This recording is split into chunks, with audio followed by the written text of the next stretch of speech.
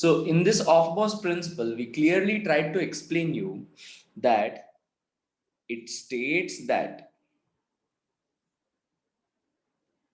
an electron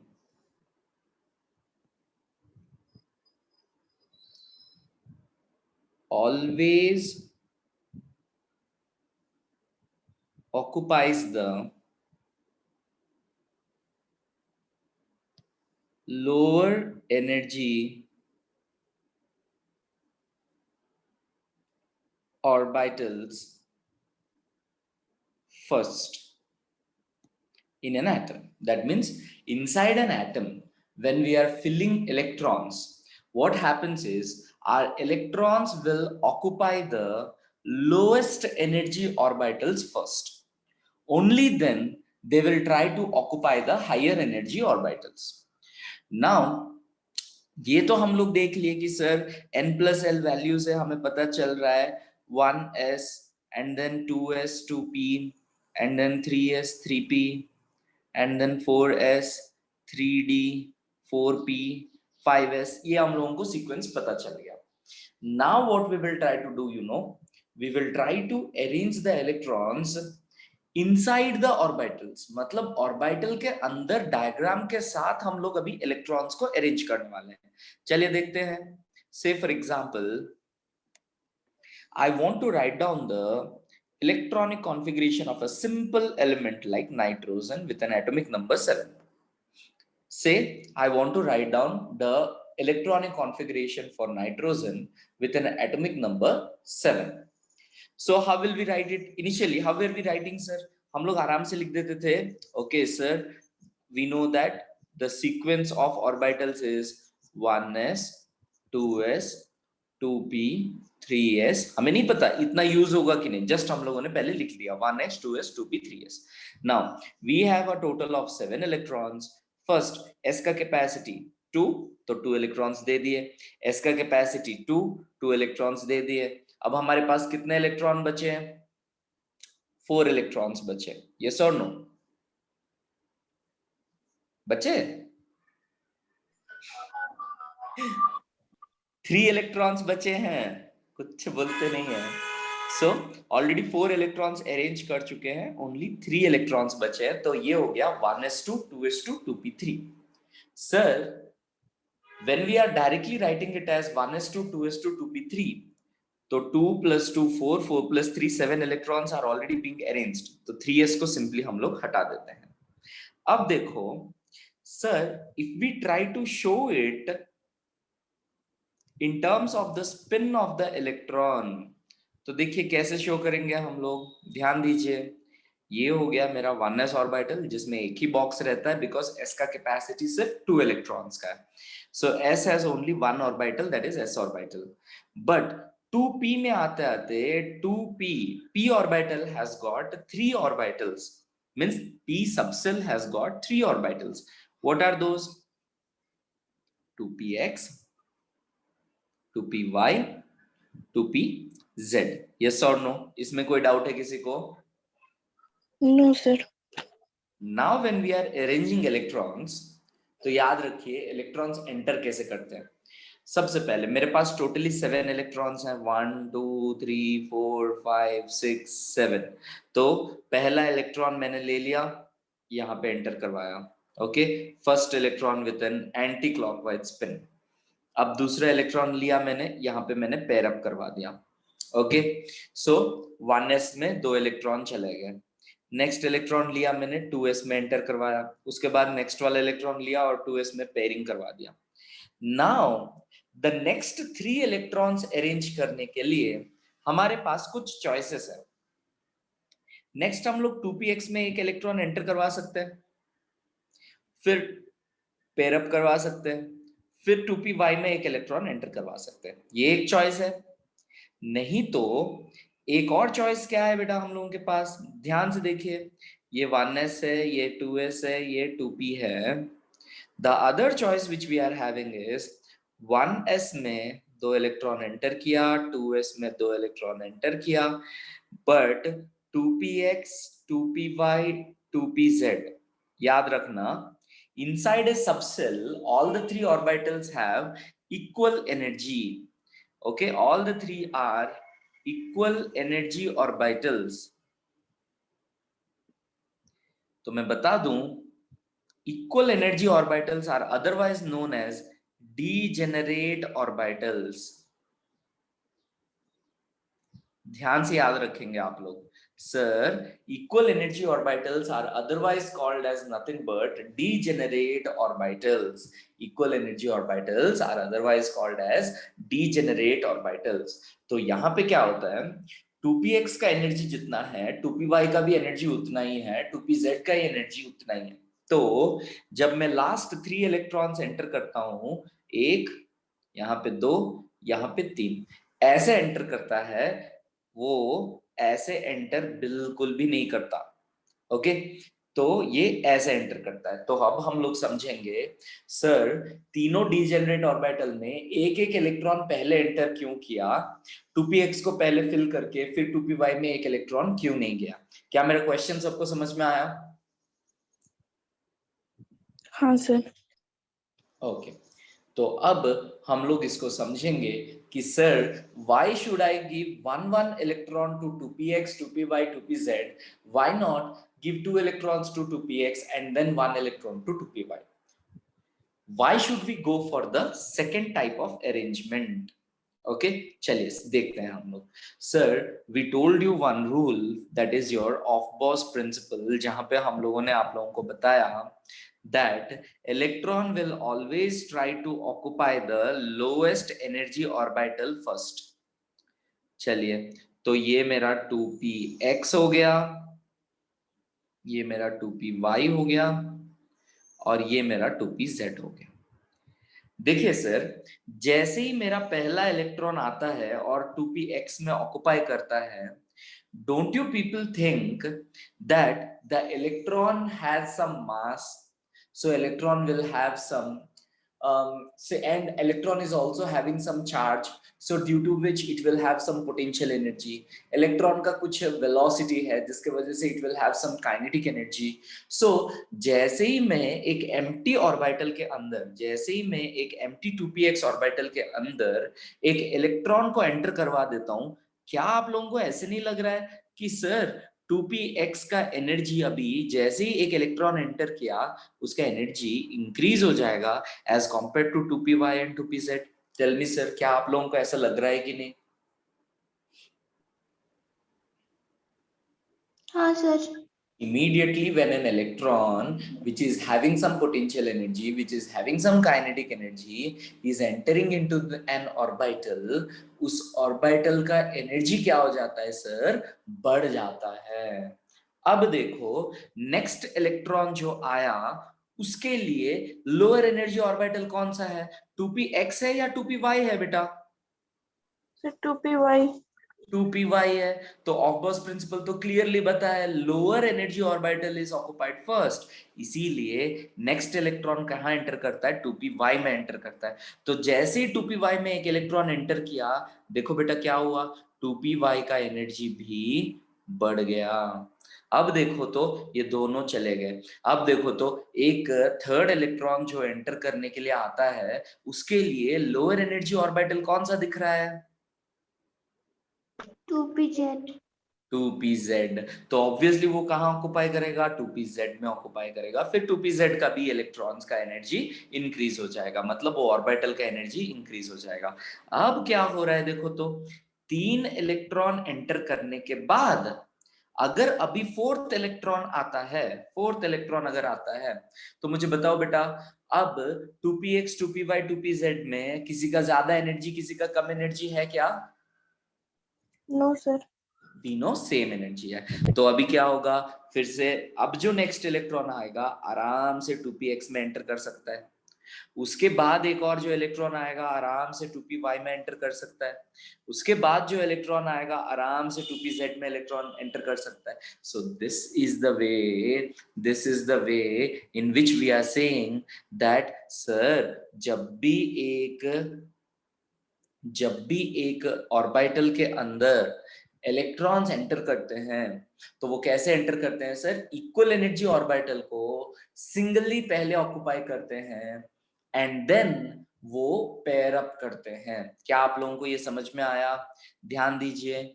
से for example अभी मैं लिखना चाहता हूं, इलेक्ट्रॉनिक कॉन्फ़िगरेशन लिखना चाहता हूं। से फॉर एग्जांपल किसका लिखूंगा?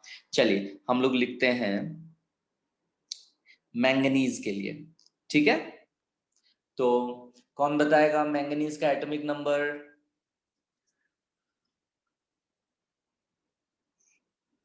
बताओ बताओ, कौन बताएगा? 25. वेरी गुड, मैंगनीज का एटॉमिक नंबर 25। वेरी गुड बेटा, वेरी गुड। चलिए तो 25। तो चलिए सर, अब हम लोगों को क्या करना है? 25 इलेक्ट्रॉन्स को अरेंज करना है इनसाइड एन एटम। तो चलिए पहले हम लोगों का जो ऑर्बिटल्स का सीक्वेंस है वो लिख लेते हैं।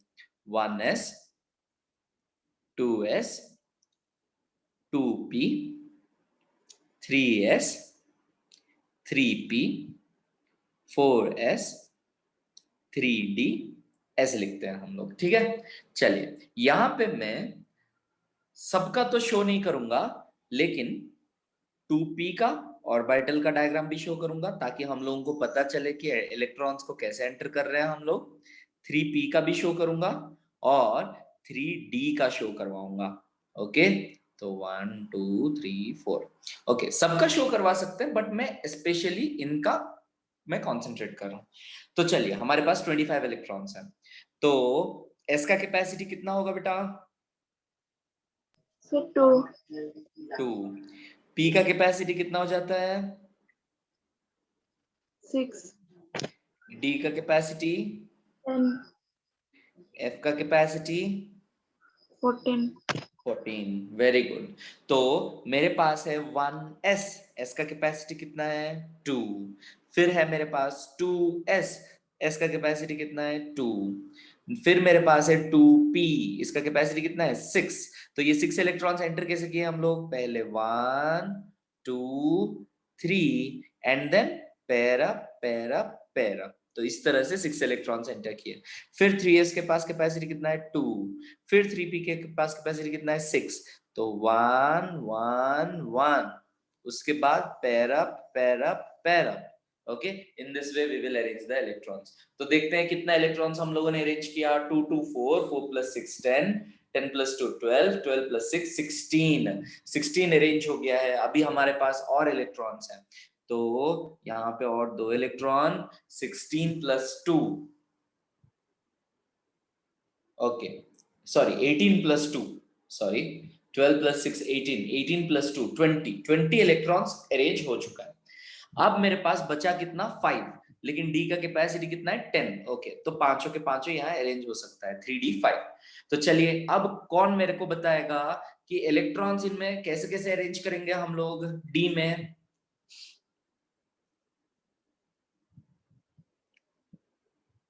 एक इलेक्ट्रॉन, फिर पांचों में नेक्स्ट वाले, हाँ नेक्स्ट वाले में फिर एक इलेक्ट्रॉन, नेक्स्ट वाले में फिर एक इलेक्ट्रॉन, नेक्स्ट वाले में फिर एक इलेक्ट्रॉन, नेक्स्ट वाले में फिर एक इलेक्ट्रॉन। तो दैट मींस अगर किसी ने आप लोगों को पूछा, इनको हम लोग बोलते हैं अनपेयर्ड इलेक्ट्रॉन। इनको हम लोग बोलते हैं बेटा अनपेयर्ड इलेक्ट्रॉन। अनपेयर्ड, जो पेयर अप नहीं हुआ है, पेयरिंग नहीं हुआ है, जिसका दूसरा हाफ इलेक्ट्रॉन अभी तक आया नहीं है, तो इसे हम लोग बोलते हैं अनपेयर्ड इलेक्ट्रॉन। तो किसी ने अगर पूछा write the electronic configuration of manganese and explain us how many unpaired electrons it is having, तो लिखोगे it is having 5 unpaired electrons। तो 3d5, each electron is an unpaired electron। दिख रहा है यहाँ पे हम लोगों को 5 unpaired electrons हैं। Is that okay? Yes, sir. तो अब यही लिखेंगे हम लोग। यही सेम चीज को हम लोगों को किसने बताया है? हंस ने बताया है। हंस रूल हमें बताता है इसके बारे में। तो अभी हम लोग लिखेंगे, ओके अभी हम लोग लिखेंगे हंस रूल फॉर, हंस rule for maximum multiplicity. Okay, ये एक रूल है, हम लोग देखेंगे अभी, hunts rule for maximum multiplicity. तो ध्यान से लिखिए, when electrons enter into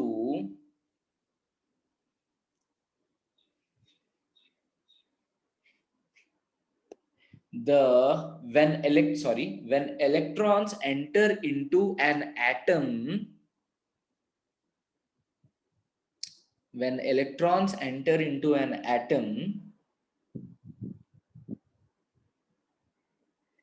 the equal energy orbitals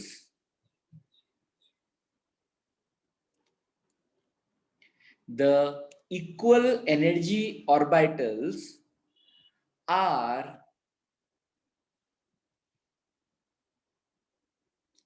all singly occupied first, are all singly occupied first.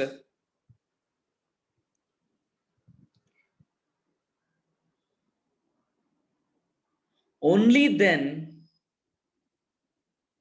pairing takes place. It states that when electrons enter into an atom, the equal energy orbitals are singly occupied first. Only then pairing takes place. क्या ये बात समझ में आ रहा है हम लोगों को? हाँ sir. Very good, very good. Priyanka ji, समझ में आया?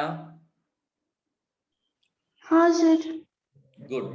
सो इसी को हम लोग बोलते हैं हंस रूल फॉर मैक्सिमम मल्टीप्लिसिटी। बहुत अच्छा बात। आई होप सबको ये समझ में आया ना? हाँ सर।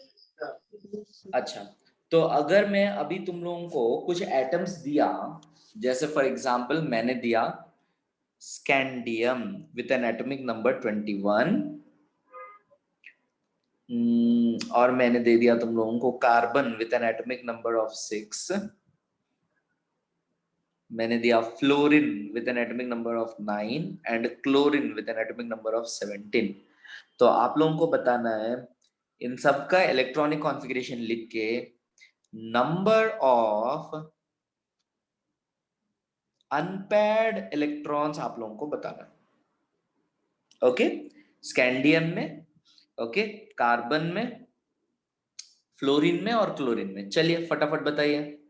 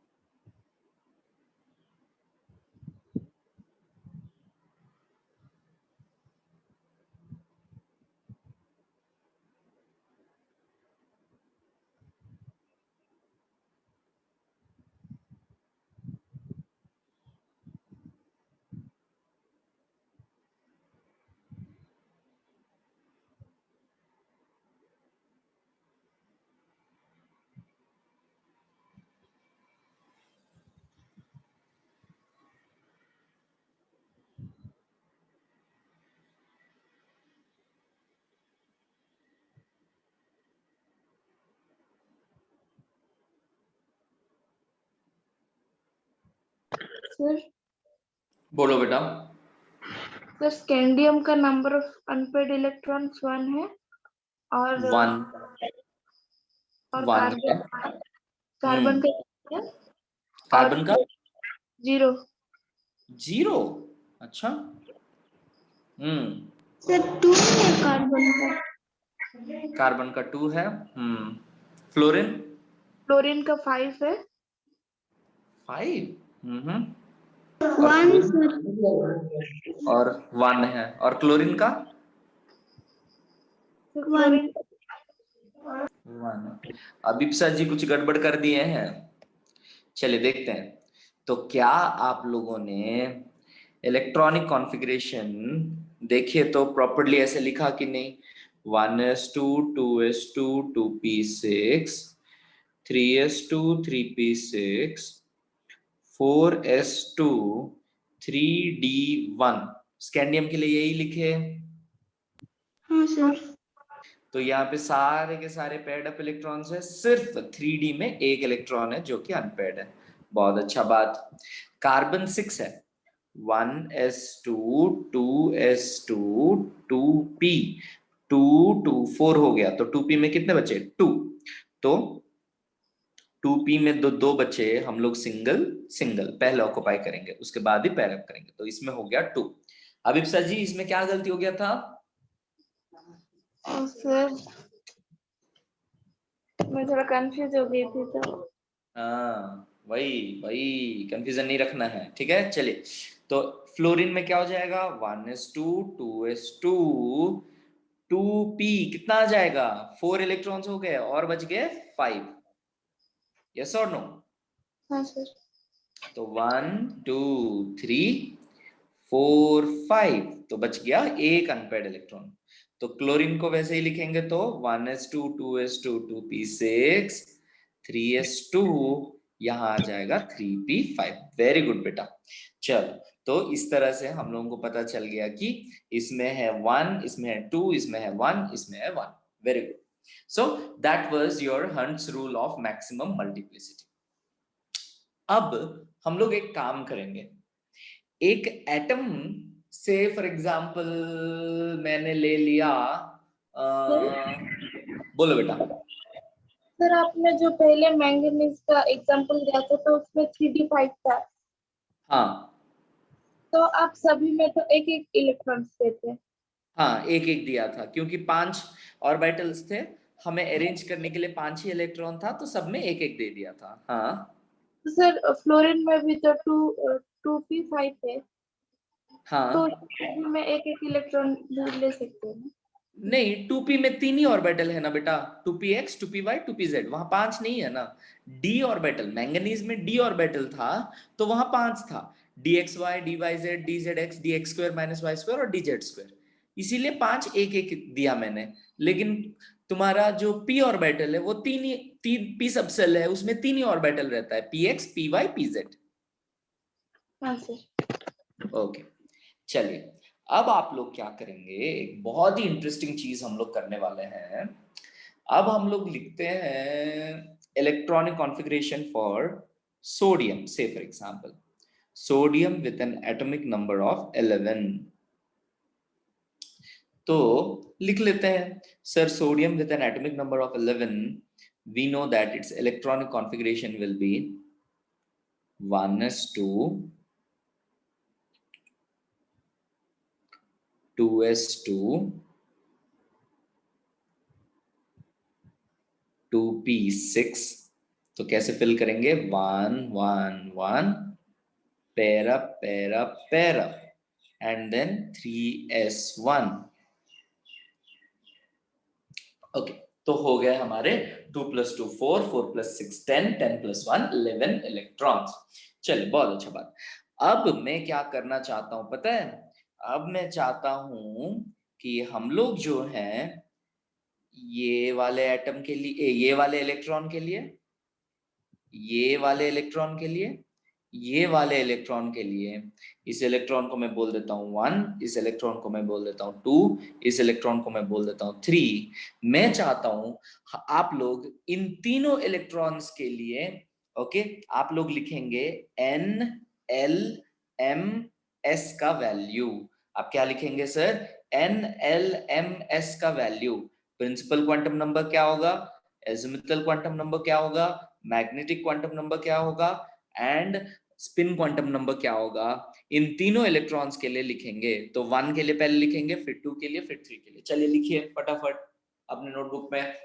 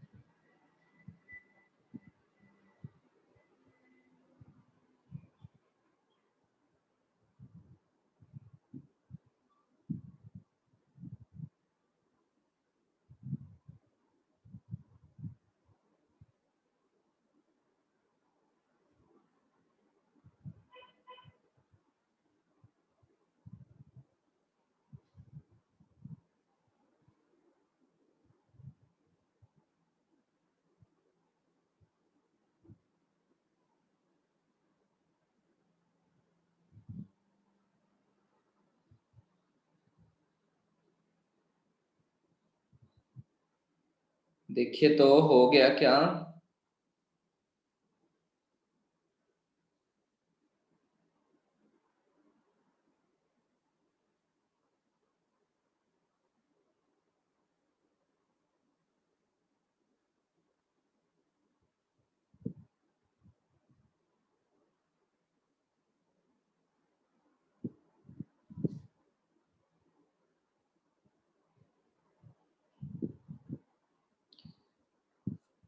पहला वाला किसी का हो गया है?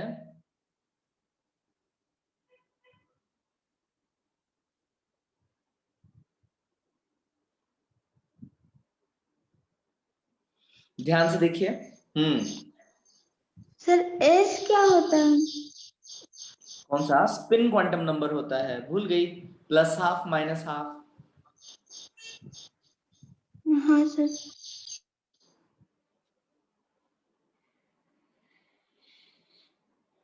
चलिए फर्स्ट इलेक्ट्रॉन के लिए लिखते हैं, ठीक है? तो ये कौन सा एनर्जी शेल में प्रेजेंट है? सेकंड एनर्जी शेल में प्रेजेंट है। मतलब n इज इक्वल्स टू कितना हो जाता है बेटा? 2 हो जाता है। एंड ये कौन सा सबसेल में प्रेजेंट है? s सबसेल में प्रेजेंट है। तो अगर वो s सबसेल में प्रेजेंट है तो l कितना हो जाता है? 0। यस और नो? हाँ सर। L 0 होता है तो S के लिए M भी 0 ही होता है, इसमें और कोई वो नहीं है, चेंज नहीं होता है। और ये इलेक्ट्रॉन कौन सा स्पिन कर रहा है? देखो तो अपवर्ड एरो है, मतलब एंटी क्लॉकवाइज स्पिन है। तो यहाँ पे क्या लिखेंगे? Plus half. कोई प्रॉब्लम? No sir. तो अगर आप लोगों ने देखा मैंने कैसे फर्स्ट वाले के लिए लिखा, चलिए सेकंड और थर्ड लिख के बताइए, फटाफट बताइए।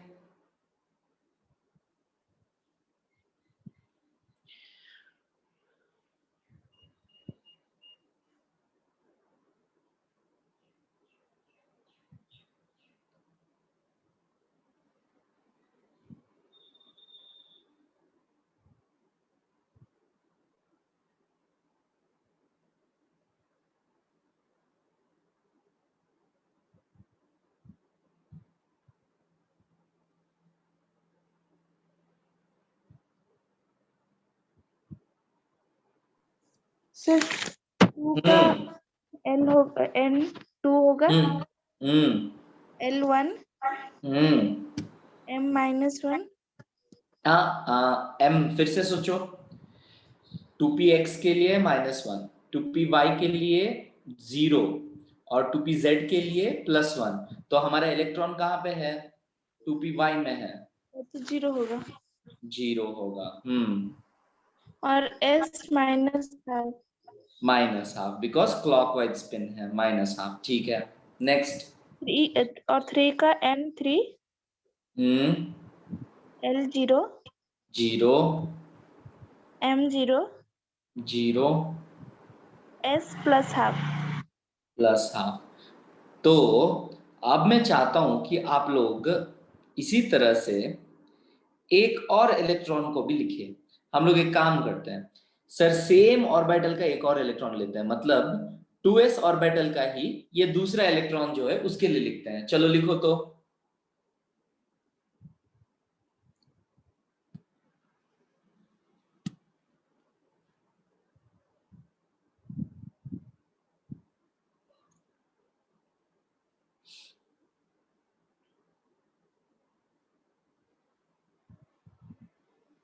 क्या हो जाएगा? 2 0 0, ये हो जाएगा -½ यस और नो? Yes sir. हाँ सर। तो now have a look sir, इतने सारे इलेक्ट्रॉन्स के लिए हम लोगों ने क्वांटम नंबर्स लिखा, लेकिन हम लोगों ने एक चीज देखा यहाँ पे, तुम लोग पता नहीं ऑब्जर्व किए कि नहीं, देखो ऑब्जर्व करो, इनमें से कोई भी एक सेट दूसरे सेट से मैच नहीं कर रहा है, जबकि मैं एक सेट ऐसा लिखा हूं कि एक ही ऑर्बिटल के अंदर 2 इलेक्ट्रॉन है, मैं उनका लिखा। क्या इनमें से चारों का कोई भी सेट कोई दूसरा सेट के साथ मैच कर रहा है सर? देखो तो, no sir. This is what are Pauli's exclusion principle tells us. Pauli's exclusion principle. Pauli's exclusion principle. चलिए लिखते हैं, लिखो Pauli's exclusion principle, ये लिख दिया, उसके नीचे आप लोग Pauli's exclusion principle लिखेंगे।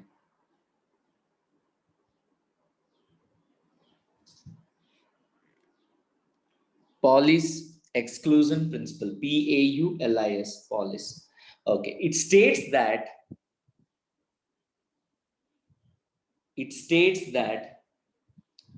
no two electrons inside an atom. It states that no two electrons inside an atom can have the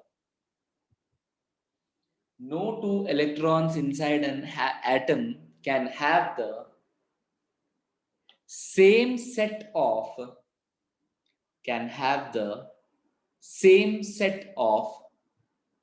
quantum numbers. No two electrons inside an atom can have the same set of quantum numbers. यही है हमारा Pauli's exclusion principle.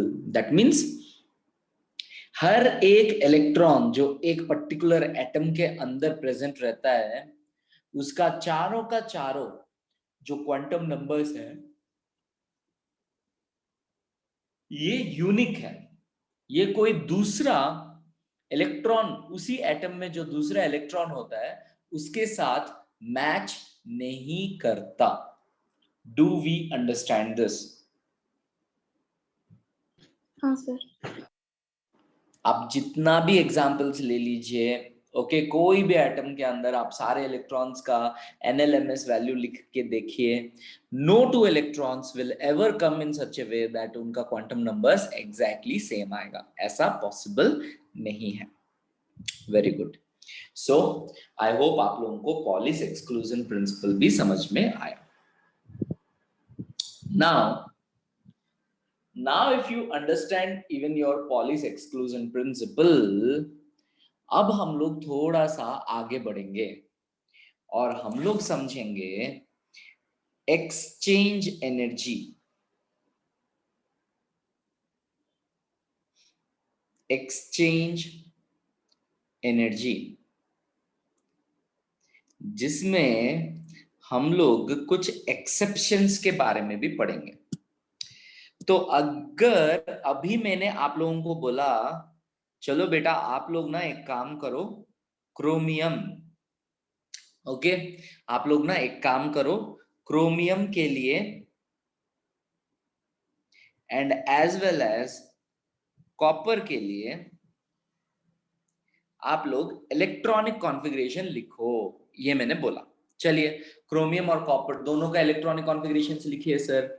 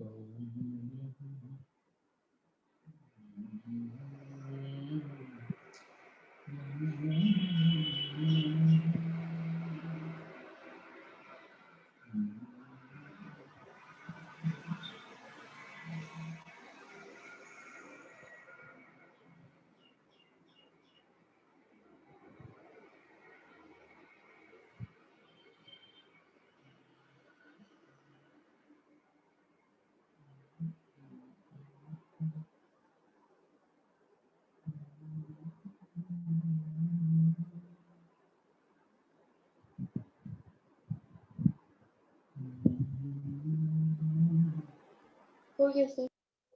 हो गया, ठीक है। तो जरा बताइए मुझे कितना आया क्रोमियम का, बताओ क्रोमियम का क्या इलेक्ट्रॉनिक कॉन्फ़िगरेशन लिखे हैं?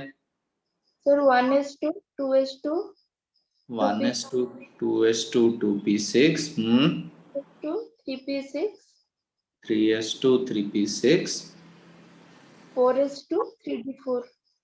4s2 3d4, very good. Okay, copper का क्या लिखे हैं? सर 1s2 2s2 हम्म 2p6 3s2 हम्म 3p6 4s2 3d। 3d9। अब ध्यान से देखिए, आप लोगों को कुछ बताने वाला हूं मैं यहाँ पे। मैं सिर्फ लास्ट दो जो है हमारे यहाँ पे उनका मैं डायग्राम ड्रॉ करूंगा। मेरे पास है 4s2 और शिट क्या लिख दिया, मेरे पास है 4s2 एंड इधर है मेरे पास 3d4, 1 2 3 4। ओके, मेरे पास है 4s2 3d4। ऑलराइट, तो अब ध्यान से देखिए इस चीज को, ठीक है। जब मैं 3d4 लिखता हूं तो हम लोगों को क्लियरली पता है सर, जैसे ही एक इलेक्ट्रॉन एक एटम एक ऑर्बिटल के अंदर एंटर करता है उसका एनर्जी इंक्रीज हो जाता है, हम लोग अभी अभी देखे। तो 3d4 देखने से आप लोगों को क्या पता चल रहा है सर, चार ऑर्बिटल्स जो हैं 3d4 के, चार ऑर्बिटल्स जो हैं इनका एनर्जी तो हाई है क्योंकि उनमें एक एक इलेक्ट्रॉन है, लेकिन एक ऑर्बिटल जिसमें इलेक्ट्रॉन नहीं है उसका एनर्जी क्या है सर, लो। क्या कोई प्रॉब्लम है ये समझने में? No sir. No sir. तो देखिए जो हम लोग बोल रहे थे सर, आप लोग सोचिए एक घर में ना, ओके, एक घर में ना 5 बच्चे हैं, मम्मी ना 4 लोगों को खाना खिलाती है और एक को ना खाना नहीं देती है। तो बताओ क्या इनके बीच में स्टेबिलिटी रहेगा इन 5 बच्चों में? No sir. नहीं रहेगा, ऑब्वियसली वो लड़ जाएगा। एक बच्चा जो है बाकी 4 के साथ अलग ट्रीटमेंट हो रहा है तो ऑब्वियसली वो लड़ेगा नहीं, तो बुरा मान जाएगा। सबको इक्वली जब बांटा जाता है, या तो मम्मी क्या करेगी, किसी को खाना नहीं देगी, चलो वहां पे भी केस काफी स्टेबल है। सबको खाना देगी, वहां पे भी स्टेबल है। लेकिन किसी 2 लोगों को 3 लोगों को दे के बाकी 2 लोगों को या एक आदमी को नहीं देने से वहां पे प्रॉब्लम हो जाता है। उसी तरह से हमारे एटम के अंदर जो ऑर्बिटल्स है यहाँ पे भी वैसा ही कुछ केस है। अगर मेरे पास 3d5 पूरा वैकेंट है, पूरा vacant, 3d zero, zero electrons, पूरा वैकेंट है, ये स्टेबल है, कोई प्रॉब्लम नहीं है इसको। अगर 3d5 हो जाता है, एग्जैक्टली सबके पास एक एक इलेक्ट्रॉन है, ये भी स्टेबल है। और अगर सबके पास दो दो इलेक्ट्रॉन आ जाते हैं, सब पेयर अप हो जाते हैं, ये भी स्टेबल है। तो हमारे ऑर्बिटल्स के अंदर जब इलेक्ट्रॉन्स एंटर करते हैं, तीन ऐसा कंडीशंस हैं जहां पे तुम्हारा कॉन्फ़िगरेशन जो है सबसे ज्यादा स्टेबल रहता है। कौन सा है वो, चलिए मैं अभी बताता हूं आप लोग को। पहला वाले को हम लोग बोलते हैं completely vacant, completely vacant. Second वाले को बोलते हैं हम लोग हाफ फिल्ड, और थर्ड वाले को बोलते हैं हम लोग कंप्लीटली फिल्ड, कंप्लीटली फिल्ड। क्या ये समझ में आ रहा है मैंने क्या बोला? हाँ सर। कोई भी गिवन ऑर्बिटल में तीन ऐसे कंडीशंस होते हैं जहां पे वो ऑर्बिटल जो है सबसे ज्यादा, देखो इक्वल एनर्जी जब हो जाता है तो वो सबसे ज्यादा स्टेबल रहता है, तीनों ऑर्बिटल के बीच में स्टेबिलिटी सबसे ज्यादा रहता है। तो ये कब कब पॉसिबल है? या तो कंप्लीटली वैकेंट में पॉसिबल होगा, नहीं तो हाफ फिल्ड में पॉसिबल होगा, नहीं तो कंप्लीटली फिल्ड में पॉसिबल होगा। ओके, तो एक कॉन्फ़िगरेशन के अंदर एटम हमेशा यही चाहेगा कि अगर पॉसिबल है, अगर थोड़ा सा एनर्जी गैप से अगर पॉसिबल हो जाता है कि मैं एक इलेक्ट्रॉन को इधर उधर जंप करवा के या तो हाफ फील्ड नहीं तो कंप्लीटली फील्ड अगर एक्वायर कर सकता हूं, तो 100% जो है वहां पे वो होगा। ओके, दैट मीन्स, मेरा कहने का मतलब है, आप लोग जरा ध्यान से देखिए तो यहाँ पे 4s2 3d4, अगर एक इलेक्ट्रॉन मेरा 4s से जंप कर जाता है 3d5 3d लास्ट ऑर्बिटल में, तो मेरा इलेक्ट्रॉनिक कॉन्फ़िगरेशन क्या हो जाएगा? ध्यान से देखिए, ये हो जाएगा 4s1, और यहां आ जाएगा एक और इलेक्ट्रॉन, और ये हो जाएगा मेरा 3d5। क्या आप लोगों को ये नहीं लग रहा है कि सर ये हाफ फिल्ड हो जाएगा? हाँ सर। जो पहले मेरा 3d4 थोड़ा सा अनस्टेबल था क्योंकि चार ऑर्बिटल्स के पास इलेक्ट्रॉन था बट एक के पास नहीं था, जैसे ही 4s उसे एक इलेक्ट्रॉन दे देता है 3d5 कॉन्फ़िगरेशन हो जाता है, जिसे हम लोग बोलते हैं हाफ फिल्ड कॉन्फ़िगरेशन, जिसे हम लोग क्या बोलते हैं बेटा? Half filled configuration. तो उस हाफ फिल्ड कॉन्फ़िगरेशन के वजह से क्रोमियम बहुत ज्यादा स्टेबल हो जाता है। तो इसीलिए क्रोमियम का इलेक्ट्रॉनिक कॉन्फ़िगरेशन को हम लोग एक स्टार मार्क लिख के लिखते हैं, मतलब ये एक एक्सेप्शन है। और ये कैसा एक्सेप्शन है? क्या हो जाता है इसमें? 4s2 3d5 3d4 जहां होना चाहिए था, यहां पे इलेक्ट्रॉनिक कॉन्फ़िगरेशन आ जाएगा 4s1, सॉरी 4s1 3d5 हो जाएगा। 4s2 3d4 जहां होना चाहिए था वहां हो जाएगा ये 4s1 3d5। क्या ये समझ में आया? हाँ सर। अब क्या हो जाता है पता है आपको? देखिए ध्यान से देखिए, क्योंकि इन सारे इक्वल एनर्जी ऑर्बिटल्स हैं, तो क्या होता है, ये लोग आपस में ना एक्सचेंज करते रहते हैं, करते रहते हैं, यहां से वहां, वहां से वहां, यहां से वहां, वहां से यहां, बिकॉज ये सारे इक्वल एनर्जी ऑर्बिटल्स हैं। तो इसके वजह से जो है ये बहुत ज्यादा स्टेबल हो जाते हैं। तो देखो सर, तुम लोग एक, अभी देखो लॉकडाउन के टाइम पे तुम लोग एक घर में बंद हो, ठीक है, और तुम्हारे घर में बोलेंगे नहीं तुम इसी रूम में बैठोगे, तुम इस रूम से बाहर नहीं आओगे, तो हम लोगों को बहुत ज्यादा मतलब क्या बोलते हैं उसको, बंद बंद लगेगा, like we feel a lot of uneasiness. But वही अगर कुछ दिन एक ही रूम में बैठने देने के बाद तुम्हें अगर अलाउ कर देंगे, नहीं नहीं तुम सारे रूम में घूम सकते हो, you will feel something like freedom. तो जब तुम्हें बहुत ज्यादा रूम्स में घूमने का मौका मिलता है, इस रूम में मुझे बोर लगा मैं दूसरा रूम में चला गया, वहां पे भी मुझे अच्छा नहीं लगा मैं दूसरा रूम में चला गया, so what happens is you will make yourself more comfortable, आपका स्टेबिलिटी और थोड़ा ज्यादा इंक्रीज हो जाएगा। आ रहा है समझ में? तो वैसे ही जब ये इलेक्ट्रॉन्स के पास ढेर सारे इक्वल एनर्जी ऑर्बिटल्स रहते हैं, तो ये आपस में यहां से यहां, यहां से यहां, यहां से यहां जंप करते रह सकते हैं। तो उस टाइम पे वो क्योंकि एक जगह से दूसरी जगह मूव कर सकते हैं, तो वो स्टेबल हो जाते हैं और वो कुछ एनर्जी रिलीज कर देते हैं। उस एनर्जी को हम लोग बोलते हैं एक्सचेंज एनर्जी।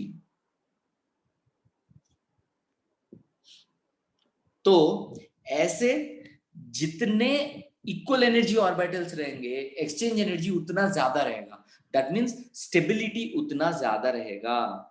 तो याद रखिए sir, when we are writing the electronic configuration of an element, more the number of equal energy orbitals and they are equally occupied, तो वैसा जितना ऑर्बिटल्स मिलेंगे स्टेबिलिटी उतना ही ज्यादा हो जाएगा, स्टेबिलिटी उतना ही ज्यादा हो जाएगा। क्या आप लोगों को समझ में आ रहा है? हाँ सर। मैंने जो कुछ भी लिखा क्या आप लोग अपने नोटबुक में लिखे हैं? हाँ सर। हाँ सर। अब अगर आप लोग लिखे हैं, हाँ, तो यानी तो एक स्क्रीनशॉट ले लीजिए अगर किसी ने नहीं लिखा। और वंस वो हो गया, मैं आप लोगों को एक बहुत ही मस्त चीज बताने वाला हूँ, ध्यान से देखिएगा आप लोग। ओके, क्या आप लोग मुझे अभी कॉपर का इलेक्ट्रॉनिक कॉन्फ़िगरेशन बता सकते हैं? देख के बताइए तो यहाँ पे कॉपर का क्या होना चाहिए इलेक्ट्रॉनिक कॉन्फ़िगरेशन?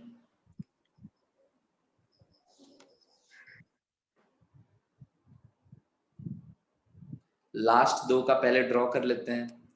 4s2 3d 9 1 2 3 4 5 6 7 8 9। तो क्या हो सकता है यहाँ पे?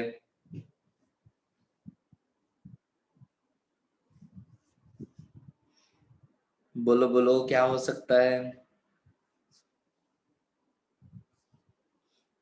4s2 से एक, हाँ करेक्ट, 4s1 और 3d10। Very good. सो ये हो सकता है 4s1 और 3d10, क्योंकि 4s में से एक इलेक्ट्रॉन जंप करके सीधा 3d में पेयर अप करवा सकता है।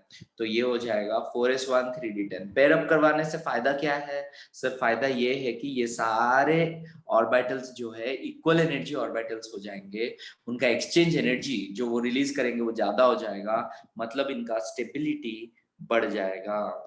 सो इस तरह से हम लोग अपना स्टेबल कॉन्फ़िगरेशंस के बारे में बताते हैं। इसीलिए कॉपर का भी इलेक्ट्रॉनिक कॉन्फ़िगरेशन हम लोग एक स्टार मार्क लिख के लिखते हैं, बिकॉज ये भी एक एक्सेप्शन है। क्या आप लोगों को समझ में आया?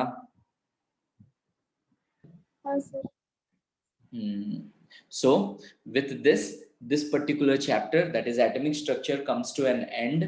I want you people to solve this exercise. बहुत सारे क्वेश्चंस हैं एक्सरसाइज में, बट एटलीस्ट 20 क्वेश्चंस आज आप लोग सॉल्व करेंगे। Okay, so your homework is 20 questions of your exercise question from NCERT. बहुत मजा आएगा अगर आप लोग सॉल्व करेंगे, ठीक है? तो एक एक एक एक करके, अगर एक दो क्वेश्चन नहीं बन रहा है टेंशन मत लो, हम लोग डिस्कस करेंगे। ओके, तो 20 क्वेश्चंस, फर्स्ट 20 क्वेश्चंस आप लोग ट्राई करेंगे अच्छे से, ठीक है? That is going to be your homework. And physics revise किए सर, वेक्टर्स रिवाइज किए आप लोग? हाँ सर। ठीक है, तो हम लोग फिजिक्स कंटिन्यू करेंगे सेम टाइम। कितने बजे हम लोग कर रहे हैं? 5 बजे, 5 बजे सेम टाइम करेंगे, ठीक है? चलो, that will be it, will meet again tomorrow sir, bye bye. Thank you sir. बोलो बेटा। Thank you. Welcome welcome, bye bye bye.